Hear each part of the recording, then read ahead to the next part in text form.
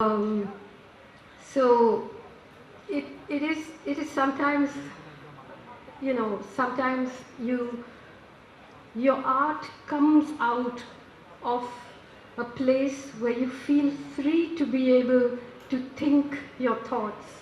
You don't have to be a good woman or a good mother or a good wife or a good activist. All of us are so bludgeoned by this idea of virtue. I don't want to be a good woman. I don't want to be a nice woman. I just want to be the best writer that I can be.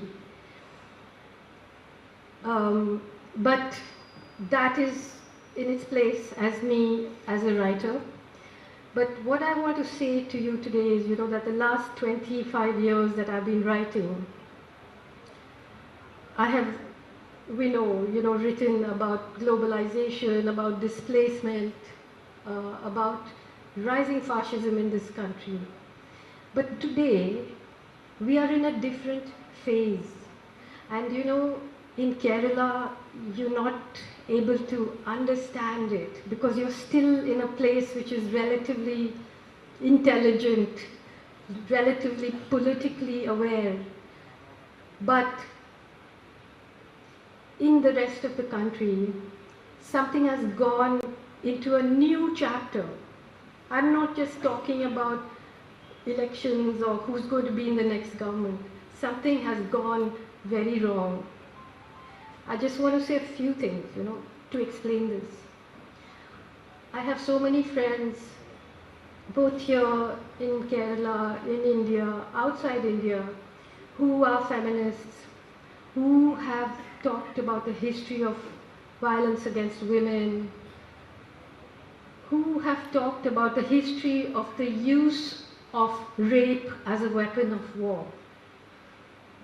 Today we are in a situation where women are justifying rape, where women are telling men to rape other women. I'm talking about not just Manipur. I'm talking about so many cases, whether it's in Hathras, whether it was in J&K, where depending on who is raping who, the women stand up for that community. This means we've gone psychotic. There's something very wrong. We have a situation where in Haryana recently, you have people who are accused of murder, of burning 2 Muslim men alive, leading a religious procession. You have a situation where the police are handing over women to a mob to be raped. You have a situation where a railway protection force officer is walking down bogies, shooting Muslims and saying you must vote for Modi. And it's a mistake to think this person is mad, this person is sane, this person is just absorbing all the propaganda day and night that's coming out at him. So we are in a place where really it's a different phase altogether. I live in Delhi. I am so scared on the road. One little thing happens and 50 men with orange scarves will come. They'll know who I am. They can, and I'm just not talking about me, but imagine if you're a Muslim, you might have a parking problem that can end in your death, in your lynching. You might be just going home from Delhi to Aligarh to see your parents, you can end up dead. This is the country that we are living in now. And this is the shame that we are not saying anything. Manipur, I would like to say that there's a civil war going on. It's not a civil war. It's a kind of ethnic cleansing because the center is complicit. The state is partisan. The security forces are split between one partisan lot, the police, and the others with no chain of command. It's a border state. There's a huge drug trade. There's underlying it a religious conflict.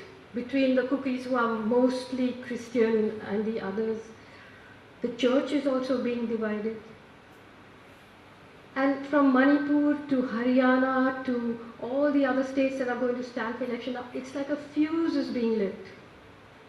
I mean, while I have this podium, I think the Kerala government should try and help in Manipur.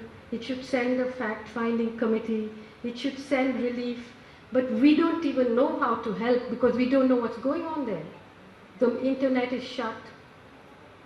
It's like, I was thinking, there's a rumor that the Prime Minister has resigned, but he doesn't know where to submit his resignation letter because people are too scared to receive it. But that man is missing. There's a war, women are being raped, paraded naked, squatter colonies are being burnt, Muslims are having cross marks put on their door, they're fleeing. And he's tweeting, I had appam last night for dinner. This is the Prime Minister.